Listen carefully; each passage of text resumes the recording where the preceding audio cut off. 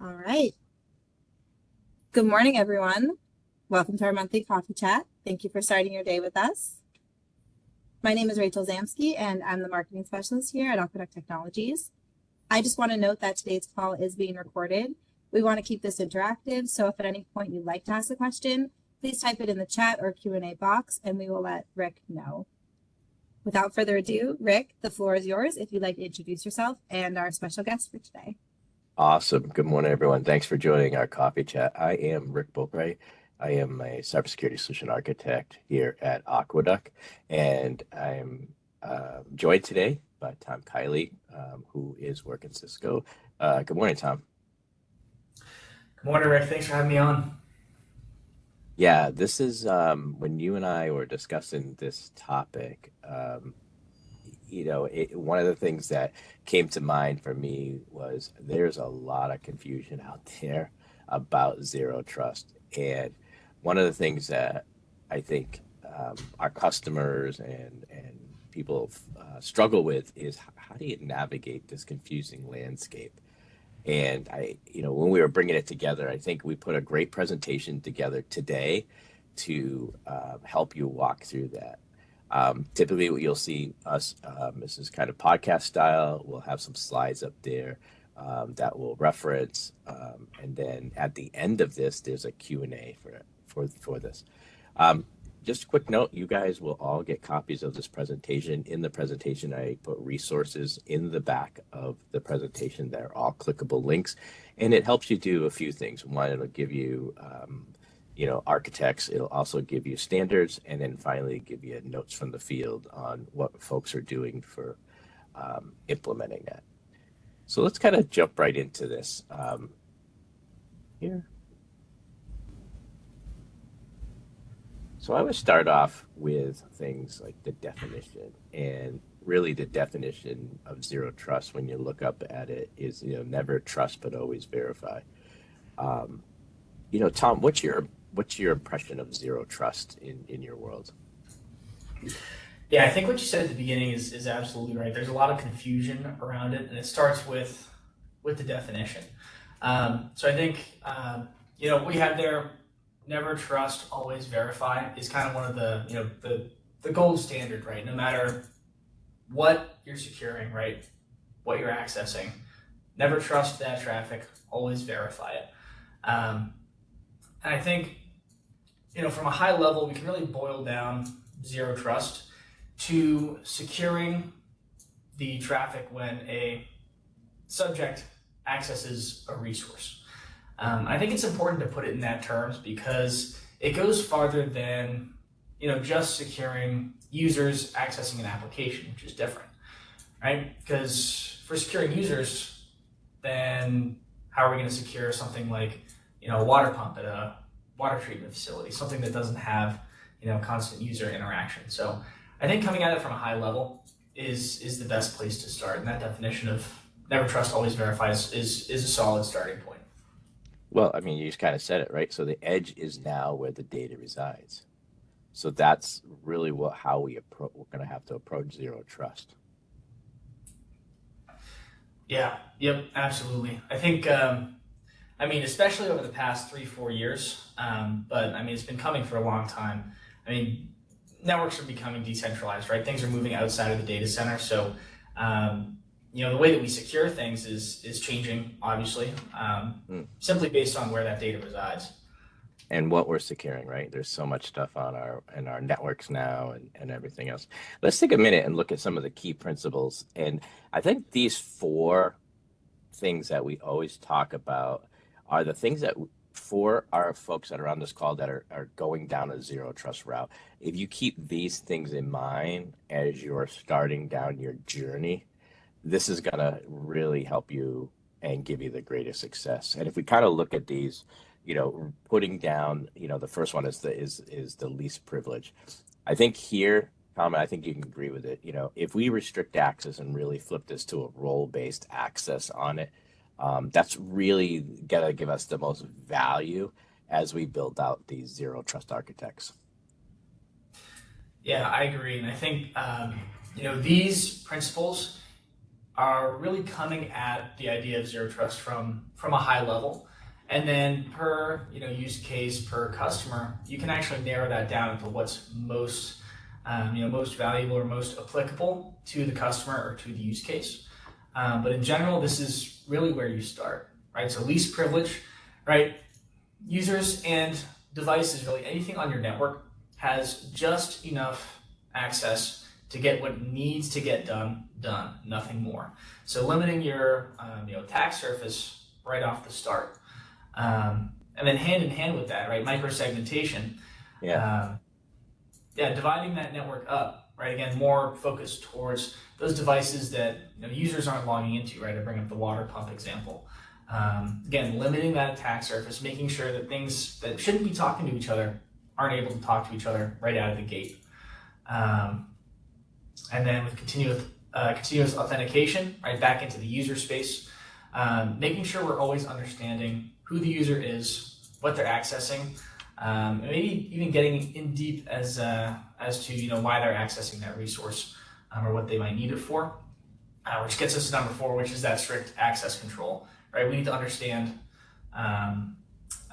what the user's accessing, why they need to access it, and we need to put these gates in front of really everywhere data and applications reside on the modern decentralized network today. So I know I'm hogging up all your speaking time here, but I know it's all good, man. And even if we walk backwards on this, with all, I think the simplest thing is MFA, right? So if we can MFA all of this, typically we're going to get, the access control, even if we're looking at something like VPN or resources like financial applications or HR, and you start with something simple as MFA, you can continually work that back up.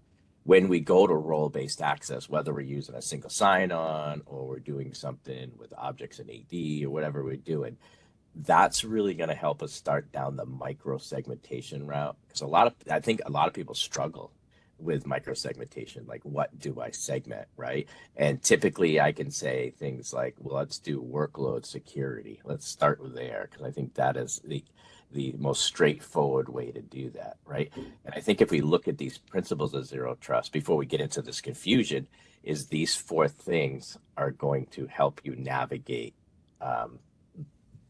that journey. Yep.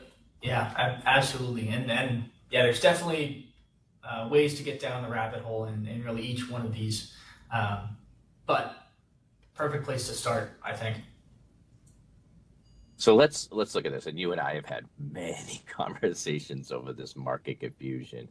And the one thing, all of us on this call, and even you and I talk about as practitioners, the overhyping of the zero trust word.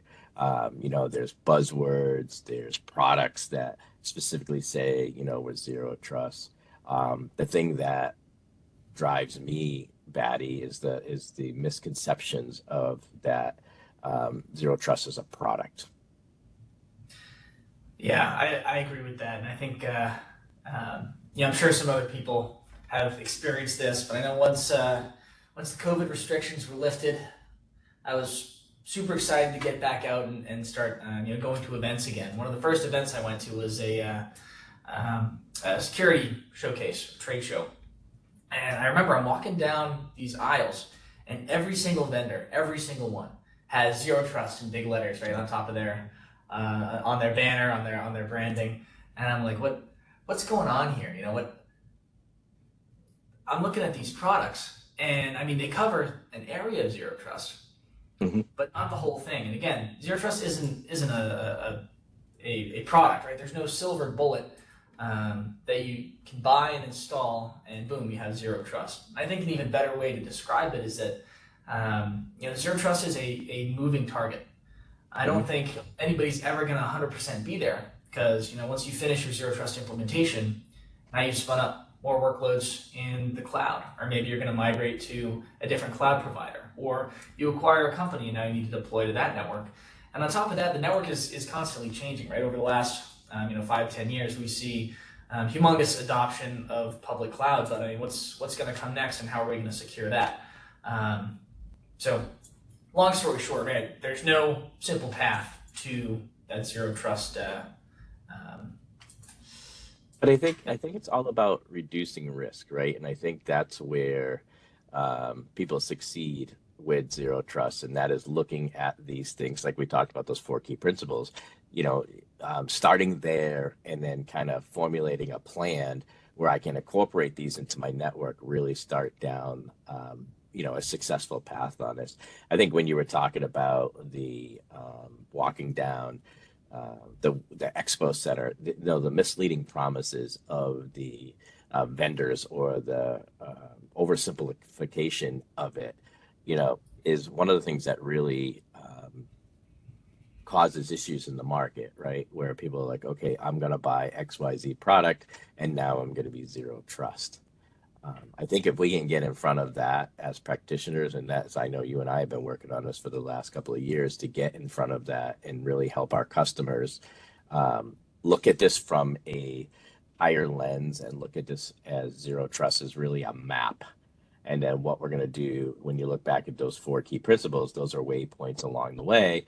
And then we're going to kind of, make our journey that way. Agreed. Yeah, I think with zero trust, and really I think any security product or project, you need to start with what you're trying to achieve, right? What the business outcome is going to be, and then work backwards. And the last step you should get to is the actual point product identification.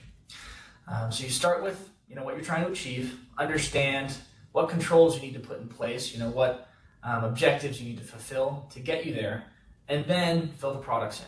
Because if we go the other way around, then we get into the oversimplification or the misleading promises area of things, right? Because bring up that example, right? I'm walking down vendor row and everybody says zero trust. I could stop at any table and they would talk to me about their product and how it is the silver bullet for zero trust. And starting from the product, right now I buy this product, I think I have zero trust. And then when I get to evaluating the outcomes, I realize I'm missing a bunch of pieces. And then generally at that point, you have to start back from square one again with that product. It's funny. I hear sometimes with sales folks kind of cringe or stuff. I'll be like, I don't care what the security product is. Let's look at the business context and the problem we're trying to solve. From there, we'll look at, first thing, is there a policy for that use case? If there isn't, let's create one. Now that we've created the policy, how do you want that policy to act?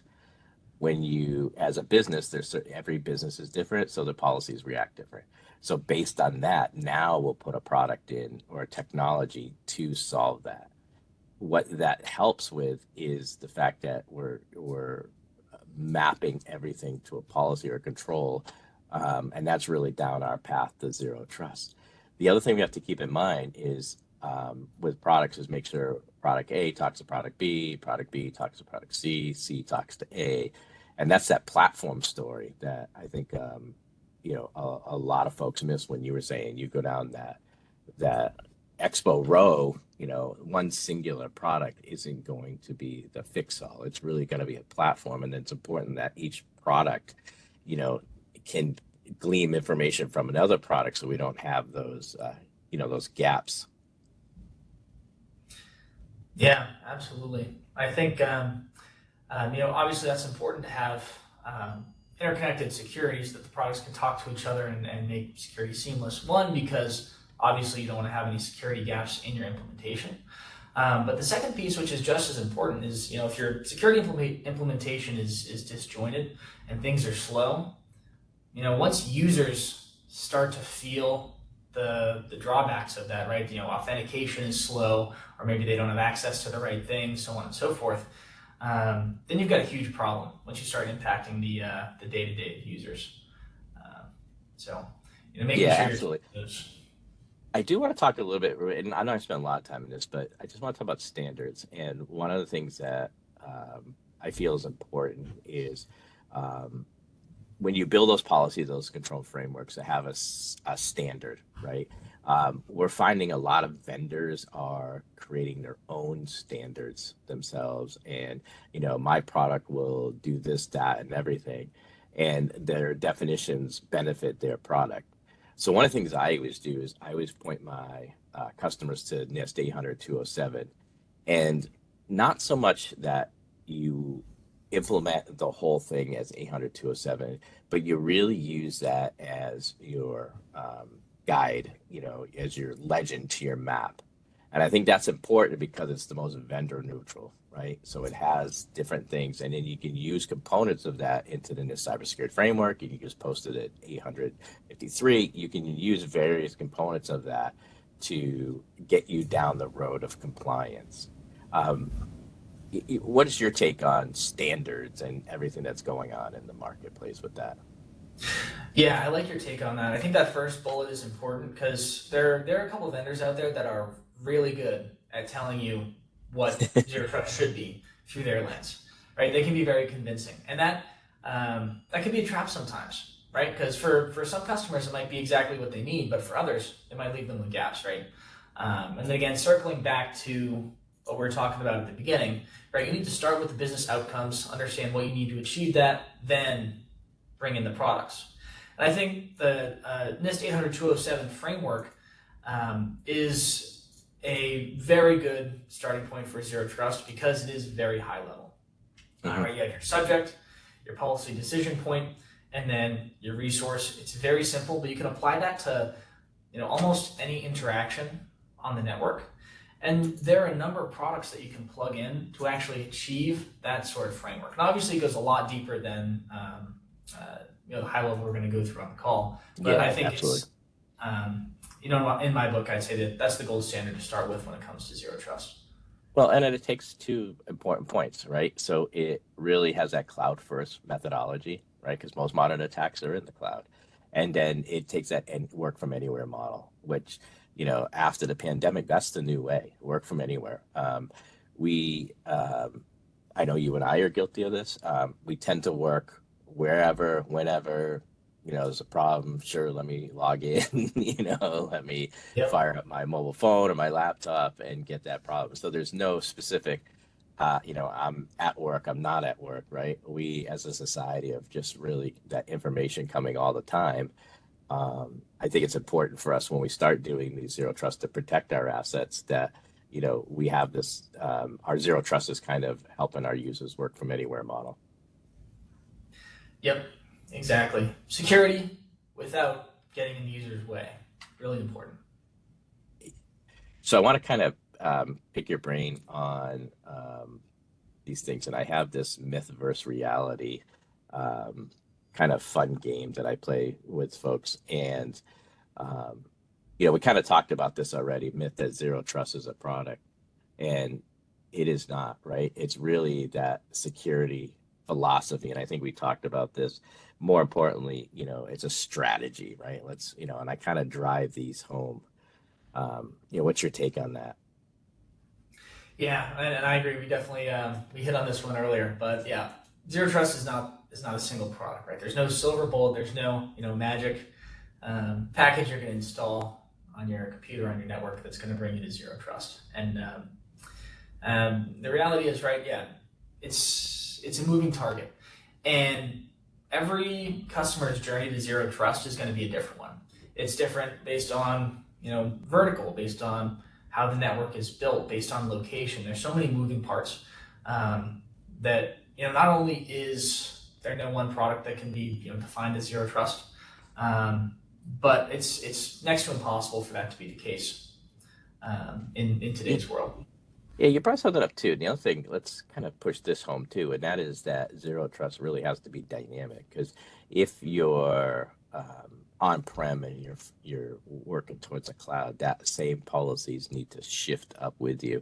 And the same as if you're putting in everything into a public cloud like AWS, and all of a sudden, the business is pushing you towards, another cloud service, whether it be GCP or Azure, that the policies can flow over there. I think that's important to understand, that it has to be dynamic, that it's not kind of set in stone from there.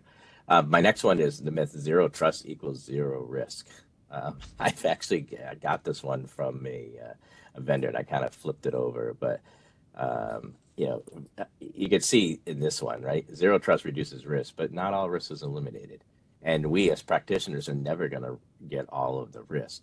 But the idea from us with zero trust and with everything is to minimize that impact, minimize the blast radius if we do have an event, and minimize what a user can do once they get on the network based on their role.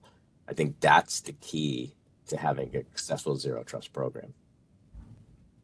Yep, I agree with that. I think, outside of zero trust, any cybersecurity product that you install is not going to zero out the risk of any specific event happening on your network, right? Any cybersecurity control is a risk mitigation. So I think that's very true.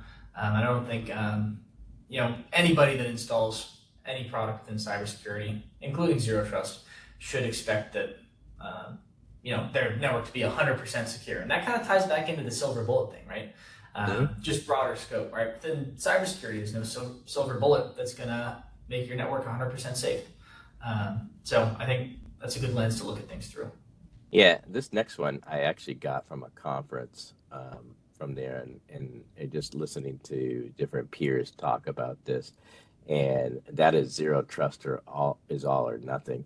I see a lot of folks that don't go down the route because they feel like, it's a shift. It's a shift in technology. It's a shift in standard architecture.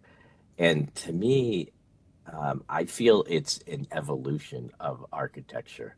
In other words, you can incrementally up your game by implementing zero trust frameworks as you start moving up. And then eventually, as you pull out the different assets, now you're building your zero trust architecture, and then you're well on your way. What's your take on that? Yeah, I agree with that. And I think, fundamentally, nothing's going to happen overnight, right? As you're moving towards that zero trust goal, right, it is going to happen incrementally as you pull networks, into your new MFA solution, or you start microsegmentation implementation, one plant at a time. It's not going to happen overnight. And at the end of the day, right, it's not all or nothing. And I think that really ties back to how every customer zero trust journey is going to be different. You're going to need different controls, different products, different timelines, and honestly, different targets, different lights at the end of the tunnel, depending on customer use case, network, location, all those moving parts. So I think it would definitely hurt to look at zero trust as sort of an all-in or nothing approach, because I think that's going to hurt you out of the gate. Yeah, focusing on those critical areas, I think, is a great place to start. And I always, tell folks, even when I'm not wearing my architect hat, and that is, when you're talking to a vendor, when you're talking to the thing, figure out how that critical area that you're focused in on is going to be protected. And if you're going to lay a technology on it, what can that technology talk to? What can that technology do? And is that the way to go? Or are you going to isolate yourself? And ask the questions, C and C. Don't be afraid to say, hey, I have XYZ product. Does your product talk to this? And if it doesn't, that could be good or bad depending on your particular business case, or you may be heading to a new direction and say, yes, this product is going to get me to the future. But again, I keep telling customers, let's focus in the critical area, let's implement these incrementally, and let's take the pressure off.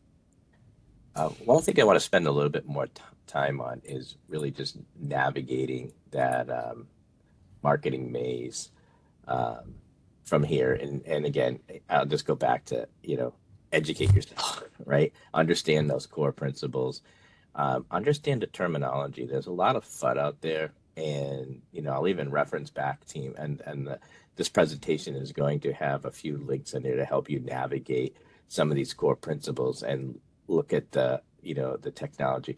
What do you see in your world for this navigating the maze, Tom? Yeah, I think this really ties into really the zero trust as a product conversation. I think you're gonna you go on LinkedIn, you're going to see a million different articles about zero trust, the same way as if you're walking down, an expo hall row. And really, the places to start is standards, right? We talked about NIST 800-207. Understand the fundamental principles of zero trust outside of any sort of product definition. And then make sure you're looking at zero trust or zero trust project through the lens of what's trying to be achieved. Standards, and then what are the business outcomes? If you start there, then you can go into the market and read those zero trust articles, read those product articles, and understand what's going to be applicable to the project that you're working on, rather than what is just considered zero trust by a vendor or a marketplace. So I think those are the right steps to take. And again, if you go backwards, right, you start with the product and move towards those business outcomes, you're going to find the shortcomings maybe a little bit too late. Yeah, absolutely. And I always say, educate yourself, educate yourself. The other thing I always tell customers too is evaluate solutions. Look at vendors that look at comprehensive solutions, but let you do a test drive. Typically, I know when we do, I really hate this term, but it's proof of value, proof of concept, right? But a lot of times we'll make them ready to go, so that if a customer does want the technology, they're just flipping the switch and taking it over rather than having to start from ground zero. But any vendor that can let you do that, obviously, one, has a product that's interoperable, and two, you can feel it to see if it's your use case and you're something that will solve. Because even though they'll say the product will do it on the surface, you start getting into it and it may not do exactly what you need it to do. It's better to do that there than it is to say, oh no, I'm stuck with this thing for the next 3 years. What do I do? Yeah, agreed. I mean, evaluating solutions is huge. Obviously we all want to take things at face value, but not every product is right for every network. Right? You got to make sure that we're doing due diligence and ensuring that what we want to put in place is actually going to do what we expect it to do. And I like what you mentioned too about just flipping the switch, right? That's the beauty of a lot of SaaS products nowadays is you hit the ground running right out of that POV into production, which makes the evaluation cycle much easier for vendor and customer alike. Yeah, I recently just did one with a customer that we uncovered a problem they didn't know they had. And what we were doing is we were going through the proof of value. We found this, and we were able to identify it and kind of build a plan around it to remediate it and how we were going to do it long term for the customer. So we had additional use cases, and that really helped the sponsor bring it up to the C-suite into that, because we uncovered an additional problem. And I think they were miffed as to they didn't know they had that problem, but also excited because it was identified and brought forward. And I think those are the most rewarding for me as a practitioner, is when we do those.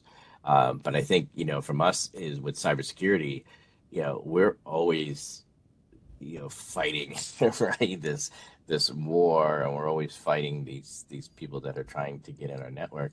But more importantly, we're trying to protect the customer's intellectual property so that it doesn't leave the organization, whether from an outside entity or inside entity, from there.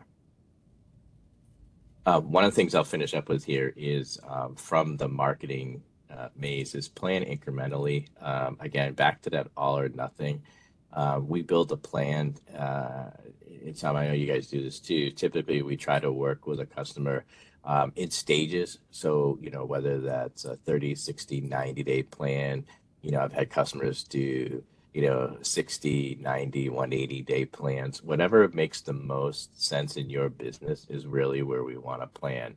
And then more importantly in that, we want to focus on the high impact areas first. So whether that's a particular, research data or data points that are very important to your business, or you want to make a workplace from anywhere thing so folks have to be, on the edge, those kinds of things, plan the most high impact area for yourself. Yep, I think that's a good place to start as well. And I think the way to think of it would be, if you're going to fix a leaking pipe, right? Are you going to start by mopping the floor, or are you going to fix the leak, right? Because if you start by mopping the floor, you're just going to be mopping the floor forever and ever and ever, right? Fixing the little stuff. So, yeah, I like that. Yeah, that's a good analogy, and I tend to see sometimes, folks are so overwhelmed with, what they have to achieve to protect a business that, sometimes their teams are left just mopping the floor, and they're like, where the heck's this water coming from? I don't know what to do. So I take pride in, getting in front of that with them and saying, here, let me help you identify where this is, and we can kind of go from there. Let's kind of wrap it up before we get into Q&A, because that's one of my favorite parts of this. And the benefits of doing zero trust right is paramount to me, and that is really from us reducing the attack surface and limit that lateral movement. I'll reference back when you said in the beginning about microsegmentation and the importance of that. And I can't stress that enough, because that really limits the blast radius. Yeah, absolutely. And I think, one of kind of the traps that I think folks get into a little bit is they focus too much on user interactions when it comes to zero trust. And sometimes, the IoT and OT conversation goes a little bit by the wayside. We need to make sure we're encompassing everything with our zero trust strategy. And I think, microsegmentation really ties into not just the user, but IoT and OT as well. And it's an important piece of conversation. Yeah, very, very important. The next piece here is compliance, and that is aligned with a regulatory requirement for your data. So again, if you have to do PII, if you have to do HIPAA, if you have to do GDPR, whatever your data regulatory requirements are. If you don't have any, I always tell customers to look at the Data Security Posture Management Model, so DSPM, because that will focus you in on any other regulatory compliance from there. So those are really the important ones to me. And then flexibility. That's important to us as practitioners, is be able to adapt to those different environments, like I referenced earlier, right? The cloud, the on-prem, the cloud. Anytime you can go on a zero trust journey and you can have that flexibility, then as you're migrating, as you're moving on your map, it's just really a next waypoint. And that's really what we want to try to achieve. Nothing bothers me most is from being a past IT director is, big bang, right? I got to literally rip this technology out to do this technology again. We don't have time to do those projects. We're trying to keep the lights on. We're trying to do all these things. So that makes it very hard to do. As you move through this journey, we want to make sure that the pieces, go in. And I always tell it, it's the best thing to do is if you have a beautiful house, you have a broken window, we don't want to replace the house. We just want to replace the window. And that's really what we're trying to do here is we're trying to get in. We'll replace that window. We'll put a new modern window in. Does it affect the rest of the house? Yeah, it'll keep the house warmer. And then we can kind of move to that. And then finally, the future proof, right? I know we talk about this a lot, and that's the evolving threats, but the evolving technology landscape, we're forever seeing this vendor, hey, the new big thing, everybody's migrating to it, and all of a sudden they just get bought out by another company, and now you're like, wait, what the heck just happened? From there, I always look and make sure that everything that is done with my customers has been tested, has been, been around for a while, and we can look at both the pluses and minuses and the caveats. Yeah, I think this is pretty comprehensive, and ultimately, right? Zero trust done right is going to improve security posture without impacting the user, right? User still goes about their day the same way they have been, but the network is more secure. And ultimately, if we can make the IT team and the security team's day easier, that's a huge benefit as well. We do zero trust right. We put time back into the day of the security teams, allow them to be more proactive, and we don't interrupt the user. That's kind of the trifecta right there. Yeah, that's the most, I don't know about you, but that's the most rewarding to me when we can do it. And then we sit back and I had one customer say to me, the business didn't even know things changed. And that's the most rewarding, right? We got that, we upped their security, and the business didn't know things changed. And that's really, keeping those end users in mind. I remember back in the day, it was like, whatever affects the end user so well, that they just have to deal with it. And now that has shifted. Now it's them first. How is that going to impact them? What am I going to do? Because they're the keys to the business, right? They're the ones that make the business. Yep. Let's kind of move up to these questions here. So I got some. Hang a sec.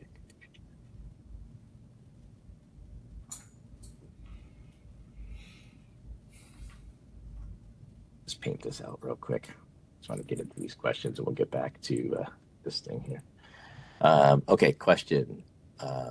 What is a strategic consideration of zero trust adoption? What do you think of that one?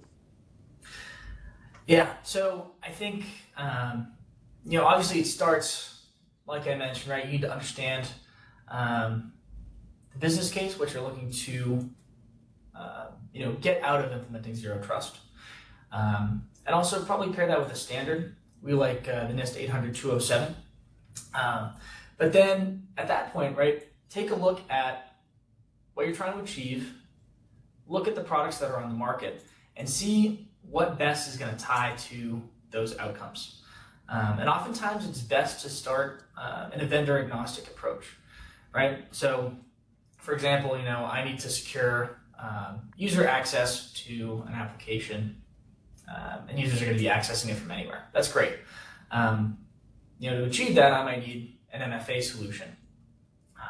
So then I can start evaluating MFA rather than starting with a product because somebody told me I need MFA to achieve zero trust.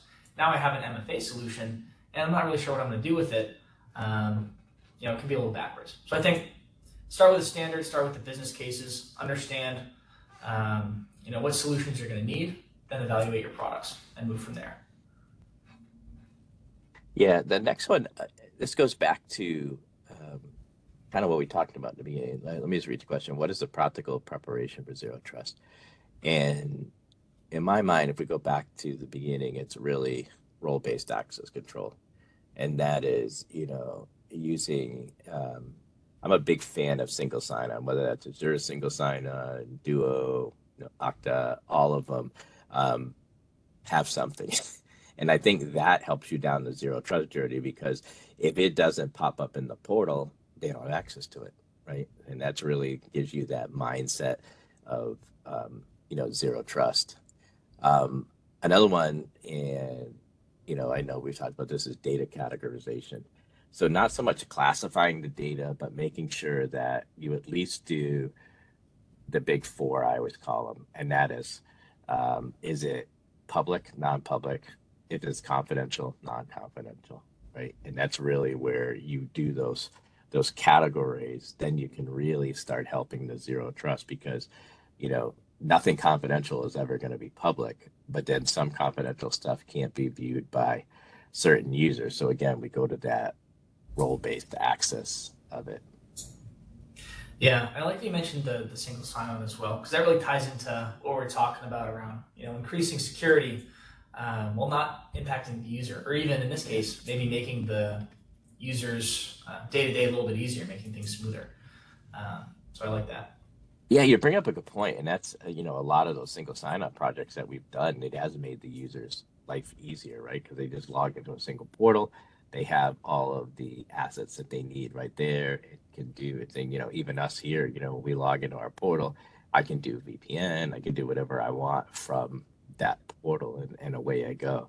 And it allows me on any device that I may be, it'll check to see, make sure I'm not on a jailbroken iPhone or I'm, coming in an untrusted place. But otherwise than that, it'll give me access. And then back to the again, I talked about role-based access. I talked about data categorization.